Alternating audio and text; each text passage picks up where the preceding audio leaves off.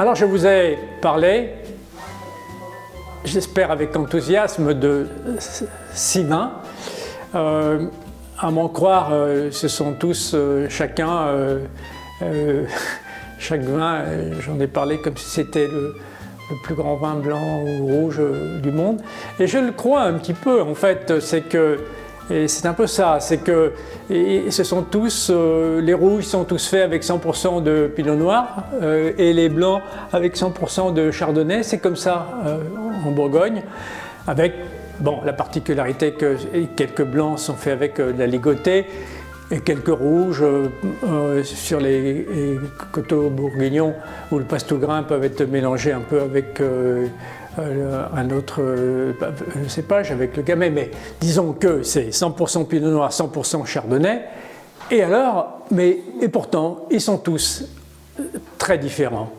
Et ils ont tous leur personnalité. Et ils sont tous ces vins que j'ai présentés, et ils ne sont pas les seuls, ils sont tous extraordinaires parce qu'ils ont un terroir propre.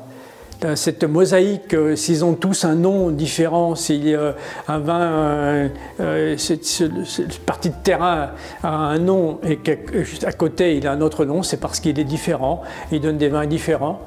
Et puis, évidemment, les vignerons ont une méthode de chacun, font des choix dans la vigne et dans la cave qui sont différents, qui sont les leurs et qui donnent des vins différents de l'autre et qui d'ailleurs peuvent avoir aussi un petit peu d'une année sur l'autre, à part l'impact de l'année, des conditions climatiques qui vont avoir aussi le geste du vigneron a un impact sur le vin. On va tous les reconnaître.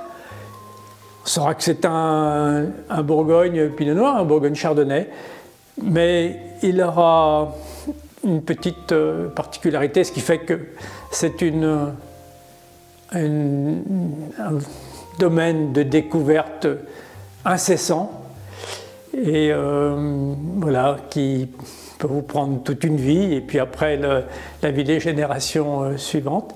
Et voilà, et puis j'espère que ça pourra continuer comme cela pendant encore de nombreuses générations. Justement, je viens un petit peu de parler de cette association de vin et de mets, abbinamento, comme on dit en italien. Et alors là, je voudrais dire 2 mots, parce que je voudrais dire tout simplement qu'il ne faut pas se prendre la tête, comme on dit en français. Il faut faire les choses très simples. C'est beaucoup plus facile que ce qu'on voudrait vous faire croire souvent. Ça n'est pas une science, c'est juste un peu du bon sens. Voilà. D'ailleurs, j'ai terminé quand je parlais tout à l'heure de ce vin. J'ai dit il tiendra très bien. C'est parce qu'en fait, tout est là. Il faut pas que le vin soit écrasé par la nourriture, par le mets, et l'inverse. Voilà, il faut que tous les deux puissent tenir leur place.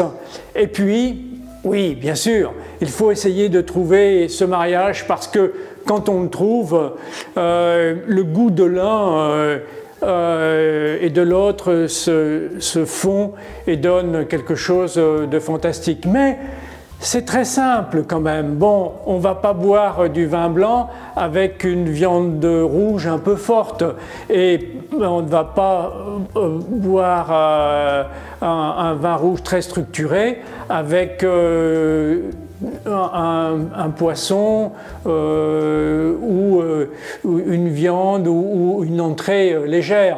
Voilà, avec le fromage, il faut boire du vin blanc.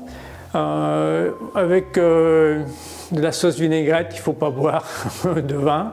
Voilà, il y a juste comme ça quelques petites erreurs à éviter. Mais sinon, c'est très facile. Donc voilà, essayez et faites-vous plaisir.